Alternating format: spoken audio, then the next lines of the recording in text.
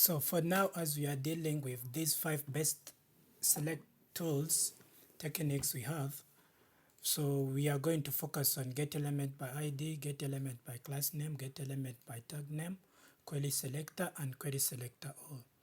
So these, all of them are self-explanatory, but don't worry, we'll take a step one by one and explain it. So now let's start with getElementById. So you come here and you define a constant, like let's say constant title. So we have to use a document to obtain that DOM tree. We say getElementById. So which element am I getting? So you come in your index file and search for, let's use this title.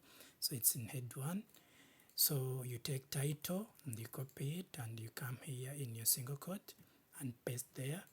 And remember to close the line. So then we're gonna log this in the console. We are logging what? We are logging the title. So when we do this and save, you see that in our browser, in the log, when you hover on it, it highlights the headings. So as you see in my browser, so this is all about the getting element.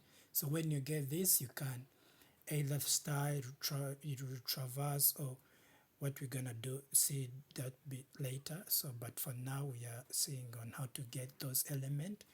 So another method is getting element by class name. So also this is somehow similar to ID, but the difference is that here it retrieves all element with that specific class name. So for instance, let's say that const, let's declare a constant and say it as a list, will be equal to document, similar, syntax is similar, get element by class name. So which class am I getting there? Remember single quote. So let's use this class, list items. So when I put it here in the single quotes and then log this to my console, so I'm logging list, you see that in my browser I'm getting the HTML collection. So when I click here, you see that it gets what? The indexed array. So remember, class elements always returns data as an array object. So you see that I see the index of this, the index of this, and the index of this one. So you have to know that it retrieves as arrays. So let's proceed with another one. So by getting with tag name, it's similar to class name, but here it depends on the element, on the tag's name, not the class name. So let's do that. Const, for instance, let me use which variable? Let's use Brissy. Let's use Brissy. It's document dot get element. Oh, sorry. Mistake in writing. Document dot get element by tag name. So which tag am I going to use? So let me say, let's use the unordered list. Then I'm gonna log this in my console, console.log.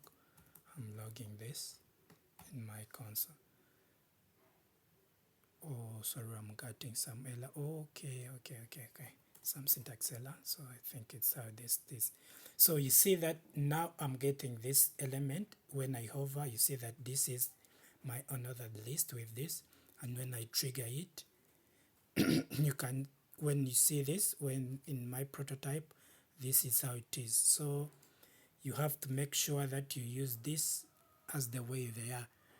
So for the next method of querySelector, so for querySelector, returns the first matching elements. For instance, let's say let's comment these ones and come on const elements equal document dot query selector.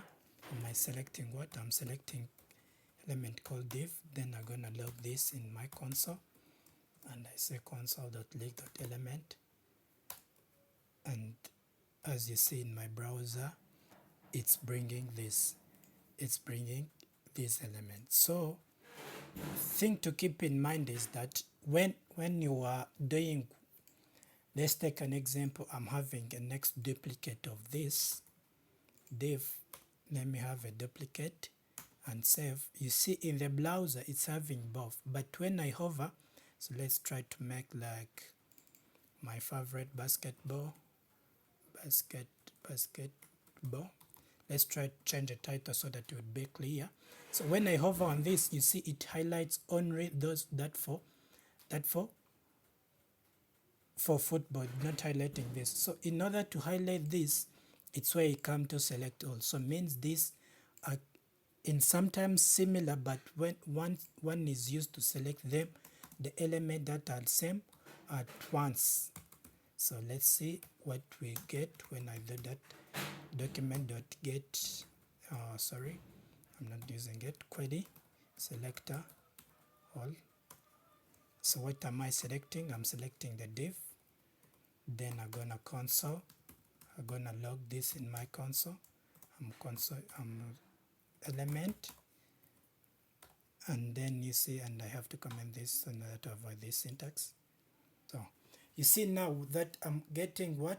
These both, I'm getting these both elements.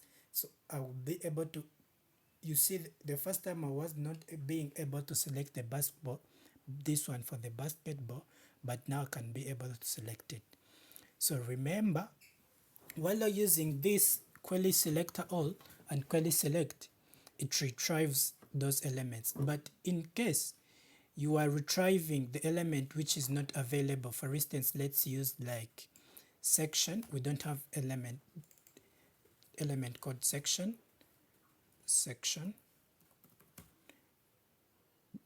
So it sees automatically, it retrieves a null. So when you are using which element which is not available, it retrieves a null value. So this is, guys, this all about the basics of selecting elements using a DOM. So now let's proceed with